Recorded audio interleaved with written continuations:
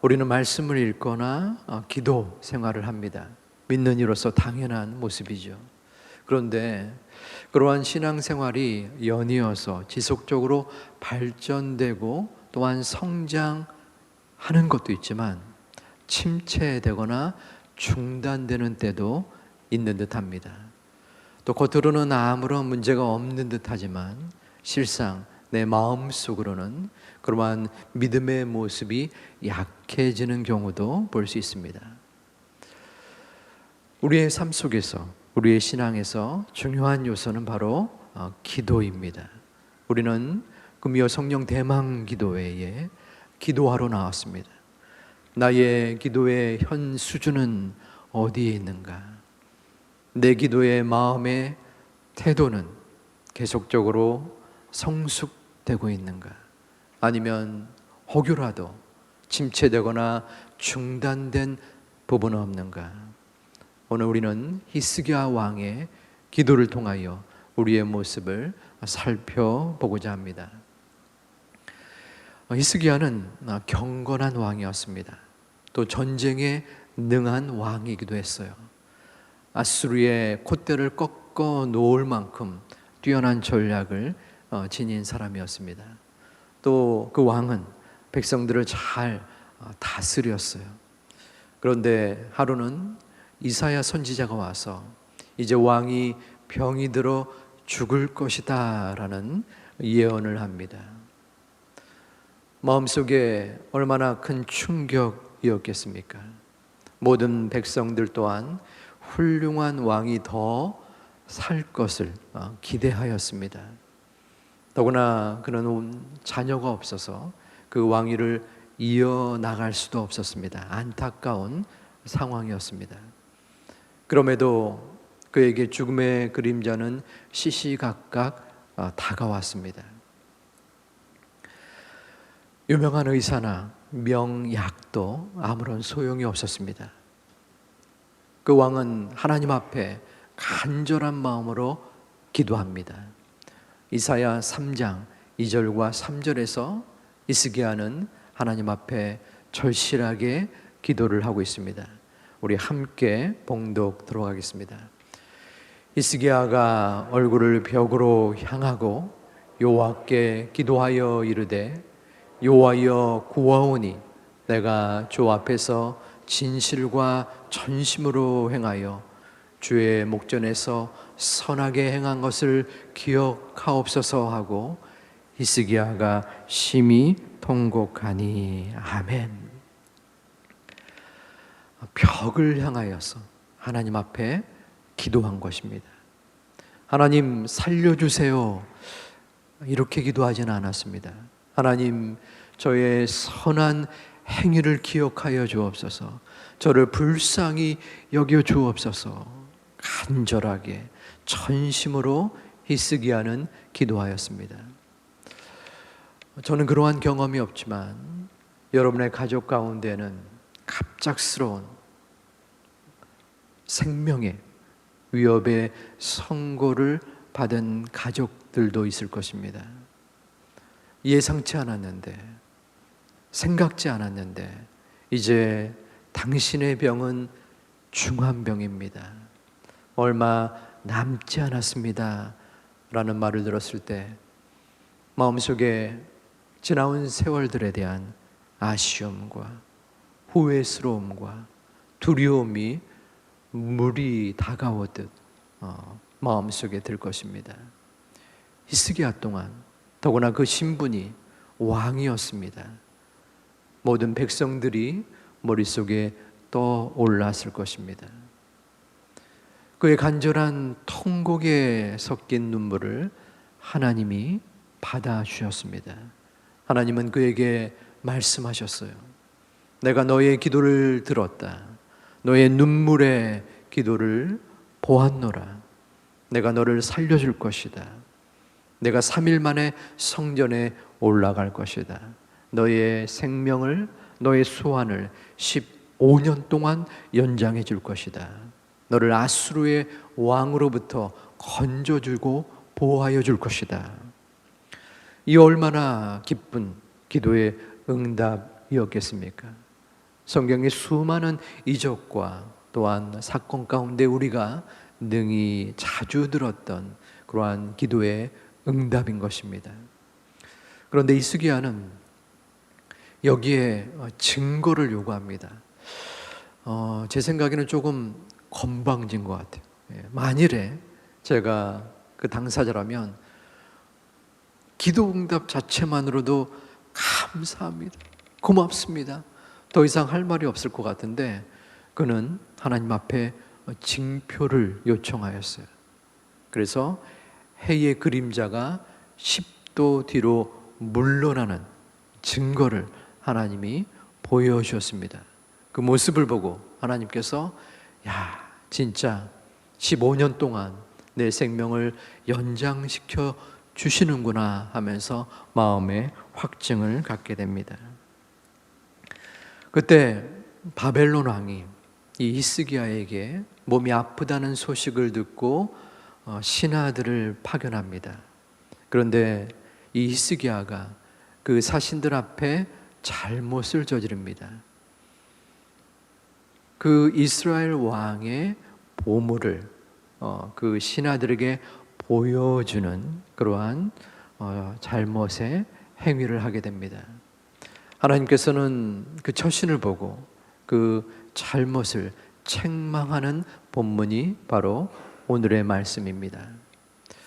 17절 말씀을 보면 하나님께서 여호와의 말씀이 날이 이르리니 왕궁의 모든 것과 왕의 조상들이 오늘날까지 쌓아두었던 것이 바벨론으로 옮겨지고 하나도 남겨지지 않을 것이다 라고 말씀합니다. 당시에 남유다에는 자랑할 만한 보물들이 있었습니다. 풍족함이 있었어요. 그런데 그 모든 보물들이 바벨론으로 옮겨간다는 것입니다. 당시 남유다는 이 바벨론과 동맹관계를 맺으려 했습니다. 그런데 도리어 바벨론이 이 남유다를 멸망시킬 가장 큰 손해를 끼칠 것을 경고하고 있는 것입니다. 그 경고의 메시지는 18절에 이어집니다. 18절에서는 그의 후손들이 황관이 될 것을 말씀합니다. 또 왕의 몸에서 날 아들 중에서 사로잡혀 바벨론 왕궁의 황관이 되리라 하셨나이다. 여기서의 황관은 내시와 같은 존재가 아니라 바벨론으로 끌려가서 신하 그리고 노예처럼 비참한 생활을 할 것이다 라는 것입니다. 이는 그 아들 태어날 므낫세뿐만이 아니라 여호야긴, 시드기야 그의 모든 후손들에게도 적용이 되는 것입니다.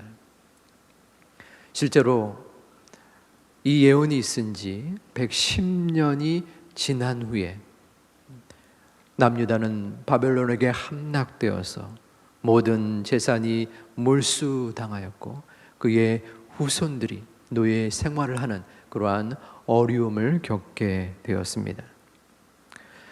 이 얼마나 참혹한 예언입니까?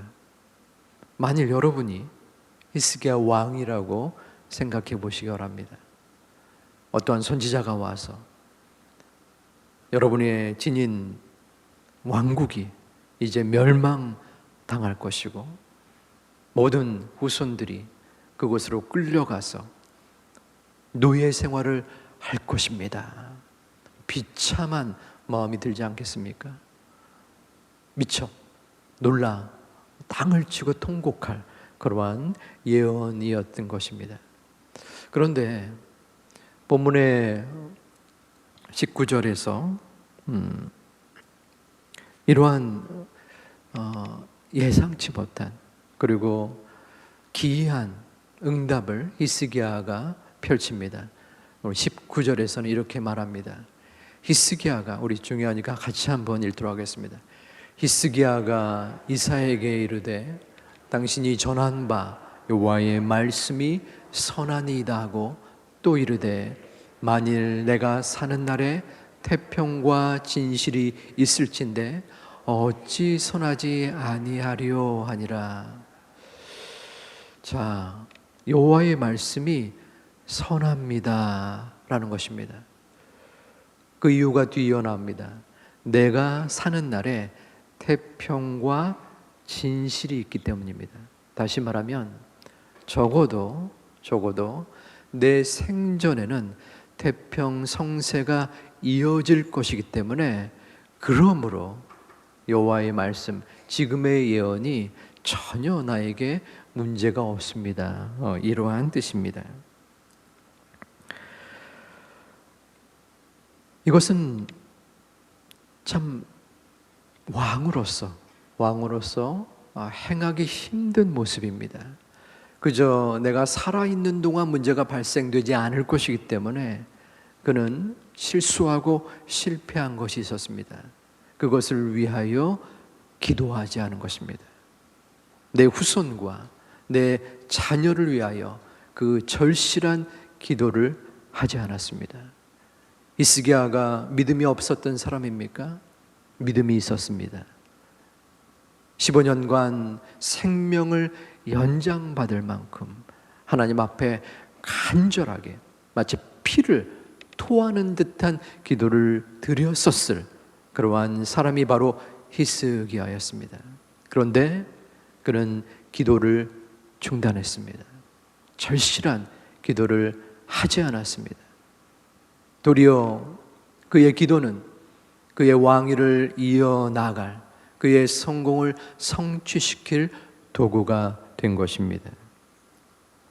그 결과는 어떠했을까요? 그 결과 그 아들 므낫세가 병이 나은 지 3년 만에 태어났습니다. 15년을 연장받았으니까 그 이후 12년을 더 살았겠죠. 므낫세가 왕이 된 건 어린 나이 12살 때였습니다. 그리고 55살까지 왕위를 이어갔습니다. 그 기간 동안 그는 이방 신상을 섬겼습니다. 바알 신상을 섬겼고 아세라 목상을 성전 안에 두었습니다. 자신뿐 아니라 이스라엘 백성들에게 이방을 섬기도록 만들었습니다. 결국 그는 바벨론으로 포로로 끌려가는 모습을 당하게 됩니다. 거기서 그는 하나님 앞에 자신의 잘못을 회개하였습니다. 하나님은 그 기도를 들으시고 다시 왕위로 복귀케 만들었습니다. 이방 신상을 철회하였습니다. 하지만 그의 아들 아몬 왕은 그 아버지 므낫세, 히스기야의 아들 므낫세보다 더 한층 이방 신상을 섬겼습니다. 비록 아버지 므낫세는 자신의 잘못을 회개도 했지만 그 아들 아몬 왕은 회개도 안 하고 더욱더 그 아버지보다 이방 신상을 섬겼습니다. 결국은 그 신하에게 죽임을 당하는 비참한 모습을 보게 됩니다. 결과적으로 히스기야의 그 기도응답과 15년의 생명 연장은 그에게 축복이 아닌 저주의 모습으로 나타난 것입니다. 우리는 누구나 축복을 원합니다. 살아가면서 문제와 어려움을 추구하는 사람은 아무도 없을 것입니다. 하지만 하나님께서는 우리에게 어쩌면은 고난의 은혜와 선물을 주시는 때가 많이 있습니다. 자기 스스로 자랑하려는 이스라엘 백성에게 자랑치 못하게 하려고 광야를 허락하신 것처럼 우리의 삶 속에서 문제 속에서 해결책을 바로 주시지 않거나 또 어떨 때는 고난을 허락하시는 것이 하나님이 우리를 향한 사랑의 표현인 것입니다. 저 또한 이 범주에서 크게 벗어나지 않습니다. 저는 교회에 오기 전 10여 년 동안 소위 사회생활을 경험했습니다. 조직 생활 속에서 많은 내 나름대로의 어려움을 경험했습니다. 객관적인 어려움은 아닙니다. 주관적인 어려움입니다. 제 수준 속에서의 어려움이었습니다. 왜냐하면 거기에는 이유가 있습니다. 다른 사람이 볼 때는 그것이 큰 어려움이 아닐지라도 모든 사람이 자신이 겪는 어려움이 제일 큰 것입니다. 그런데 저의 수준이 굉장히 미약했어요. 거기에는 제가 겪었던 그 전에 공동체가 제2교회였던 부분이 있습니다. 제2교회였기 때문에 제가 힘든 것이 아니라 너무 좋은 곳에 있었어요. 성인 군자와도 같은 올로 목사님, 그리고 참으로 귀하고 소중한 우리 성도님 속에서 저는 온실 속에 있었던 화초와도 같았던 것 같습니다. 그러다가 세상 밖으로 나간 거예요. 비바람이 불고 눈보라가 쳐졌습니다. 그러니 그 화초가 굉장히 힘겨움을 갖게 되었습니다. 어려움 속에서 제 자신을 의지할 수도 없었고 하나님을 바라볼 수밖에 없었습니다. 그리고 다시 이곳으로 오게 되었습니다. 이제는 지난 시간 동안의 어려움이 저에게 유익이 된 것을 볼 수 있습니다. 여러 참 같지도 않은, 좀 속된 표현이지만 제가 적나라한 표현으로 하겠습니다. 같지도 않은 인간들을 이렇게 접하게 되었어요. 어떻게 저러한 행동을 하는가, 저러한 모습을 보여줄 수 있을까. 그러면서 그때는 힘들었지만 지금은 그 어려움과 고난이 목회의 활동 속에서 저에게 유익이 되는, 소위 하나님께서는 큰 그림을 그리시지 않았나, 그런 생각을 하게 됩니다. 우리는 마음속에 고난 속에서 어려워합니다. 힘겨워합니다. 그리고 어떨 때는 하나님 앞에 불평과 불만을 토로하기도 합니다. 그것이 잘못된 것은 아닙니다. 우리의 자연스러운 반응이요, 모습입니다. 그럼에도 불구하고 다시 한번 우리는 하나님의 뜻을 바라볼 필요가 있습니다. 이 고난이 나에게 어떠한 의미로 다가오는가? 이 어려움 속에서 하나님이 나를 통하여 얻고자 하시는 건 무엇일까? 언제까지, 어느 순간까지 나의 눈물을 받으시려 하는 것일까? 지금의 모습과 지금의 마음과 지금의 생각 속에서 힘겨움이 나를 어렵게 만들고 도저히 헤쳐나갈 수 없을 것 같은 막힘의 모습이 있을지라도 하나님이 부여하신 이 고난의 의미를 마음으로 바라보시고 기도할 수 있는 하나님의 자녀들이 되시기를 주님의 이름으로 축원드립니다. 기도는 무엇일까요? 기도는 단순히 우리의 아픔과 고통 속에 하나님 앞에 간구하는 수준의 것만은 아닙니다. 기도는 하나님의 사역에 동참하는 것입니다. 하나님은 전지전능하시고 완벽하신 신이십니다. 인간의 도움을 일절도 필요치 않으시는 존재이십니다. 그런데 하나님은 이 우주 만물을 만드시고 통치하실 때에 우리 인간의 도움을 요청하셨어요.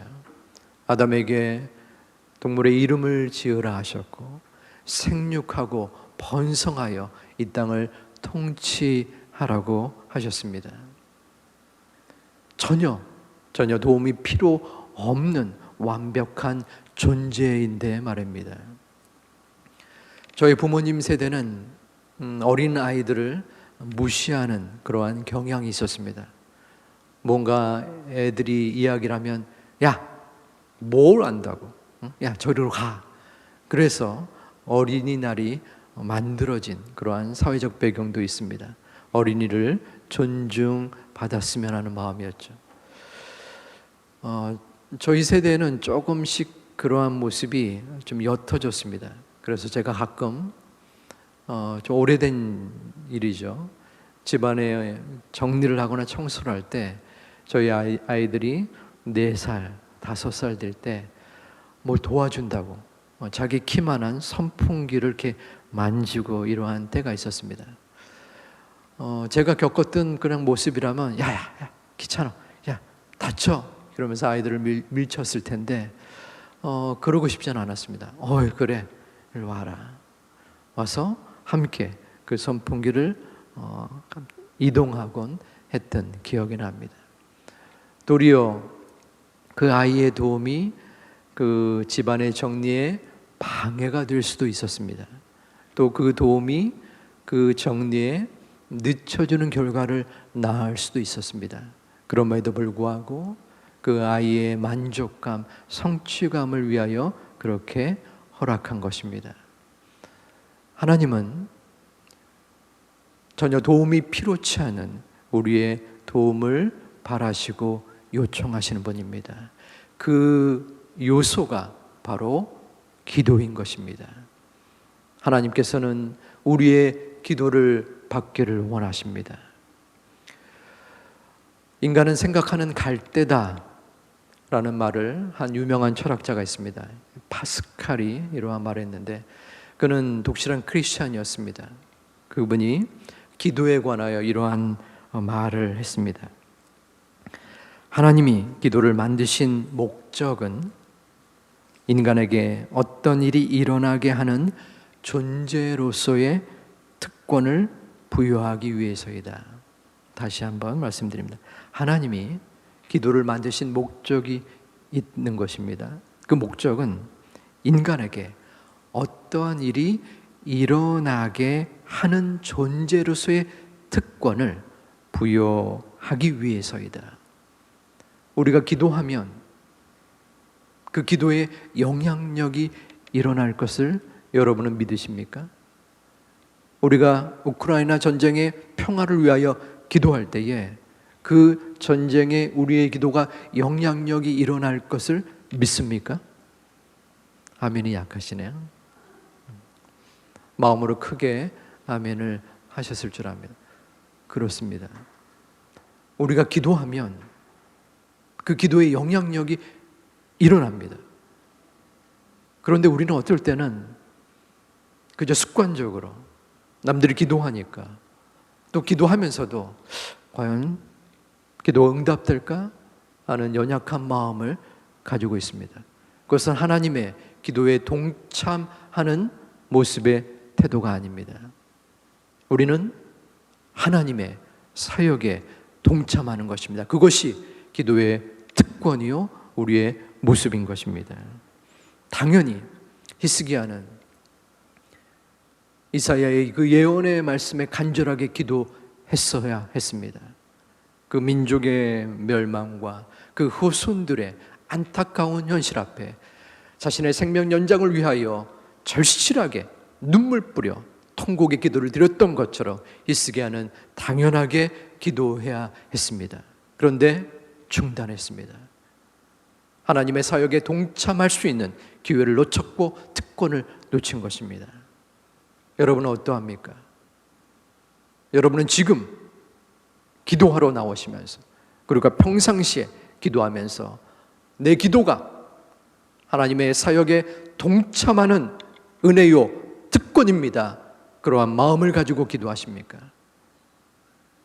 우리의 기도는 단순하게 하나님의 마음에 심금을 울려서 조금이라도 한 푼이라도 더 내 기도의 응답을 얻으려고 하는 소위 잔머리가 아닙니다. 기도는 우리의 기도는 미약하고 부족하고 우리의 모습은 죄성을 지닌 참으로 폐악무도한 존재이지만 그 기도를 들으시는 하나님은 강하시기에 분명히 우리의 기도는 그 하나님의 사역에 동참하는 은혜의 특권인 것입니다. 그러므로 우리는 책임감을 가지고 기도해야 합니다. 더욱더 기도해야 합니다. 간절하게 절실하게 기도해야 합니다. 우리 하나님 앞에 내 기도가 나의 문제와 어려움을 해결케 만들고, 나의 기도가 우리 가족의 아픔을 변화시키고, 우리 교회와 이 사회와 전 세계의 문제를 이끌고 나갈 수 있다라는 그러한 마음의 확신 가운데 기도하는 하나님의 자녀들이 되시기를 주님의 이름으로 축원드립니다. 여러분들이 부모라면 더욱더 기도해야 합니다. 우리들의 자녀들이 문제가 없을 때, 아플 때, 평안할 때 우리는 언제나 기도해야 합니다. 우리의 참된 부모이신 하나님이 우리의 아이들을 이루어 나갈 때에 이 땅의 부모인 우리가 기도로 동역하는 것입니다. 하나님이 책임져 주시고 이끌 때 우리는 기도로 함께하는 것입니다. 아이에게 좋은 스마트폰을 사주고 학원을 보내고 아이가 원하는 모든 것을 주는 것이 부모의 역할이 아닙니다. 우리는 기도로 그 아이의 어려운 순간마다 집중력이 흐트러지고 헤매이는 그때에도, 공부하는 그 순간에도 모든 어려움 가운데 기도할 수 있는 부모님과 할아버지, 할머님이 되시기를 주님의 이름으로 축원드립니다. 혹시 여러분에게 중단되었던 기도의 모습은 없습니까? 도저히 이 기도는 받아주지 않으실 거예요. 내가 3년 동안 기도했는데 왜 이 기도가 응답되지 않은가? 마음속에 좌절과 절망 속에 힘겨워하는 분이 있으십니까? 기도는 나의 마음의 평안을 드러내놓고, 또 하나님이 들어주시면 들어주시고 안 들어주시면 듣지 마옵소서 하는 정도의 기도가 아닙니다. 우리는 절실하게 기도해야 합니다. 이단의 신천지가 유명하죠. 많은 이단들이 있는데 그 이단들의 전략이 어떤지 아십니까? 아주 교묘합니다. 치밀합니다. 한 대상자를 정하면 교묘하게 그 대상자에 접근합니다. 자연스럽게 접근합니다. 카페 같은 데 만나서 이야기를 나눌 때 또 옆에 자연스러운 사람들을 끼게 만듭니다. 그래서 그 대화가 이루어지고 또한 친밀감을 형성합니다. 처음에는 정체를 드러내지 않습니다. 조금씩 그 마음속에 스며 들어가게 됩니다. 이 밖에도 엄청난 전략을 가지고 나아갑니다. 이처럼 이 땅에서는 우리를 넘어뜨리는 영적인 전쟁, 전투를 벌이고 있습니다. 싸움 가운데에 여러분 불량배 또 혹은 싸움을 하는 대상자가 있습니다. 이 가운데서는 막 싸워본 경험이 있는 분이 많아 보이진 않고 한 4분 정도 있어 보입니다. 소위 싸움에서 이기는 사람이 누구이겠습니까? 얼핏 생각할 때 덩치가 크고 또한 잘 싸우는 기술이 있는 사람이 이길 것 같지만, 정작 그 왕초가 되는 것은 바로 그 체구나 또 기술이 아니라 그 마음속에 다짐입니다. 죽음을 각오한 그 다짐이 있는 사람이 그 싸움에서 이긴다고 합니다. 새가 모이를 먹을 때, 어미새가 그 모이를 줄 때 누가 그 모이를 먹겠습니까? 입을 활짝 벌리는 새에게 모이를 준다고 합니다. 그럴 수밖에 없겠죠. 우리는 하나님의 자녀입니다. 여러분들은 어떠한 마음으로 기도하십니까? 어떠한 태도로 기도하십니까? 하나님께서 우리에게 기도의 응답을 주시고자 할 때, 기도의 은혜를 주시고자 할 때 우리는 매갈이 없는 태도로, 매갈이 없는 기도를 하고 있지는 않습니까? 하나님, 내 자녀를 인도하여 주시옵소서. 이 아이를 이끌어주지 않으면 저는 죽습니다. 우리의 생명을 건 기도가 필요할 때가 있지 않겠습니까?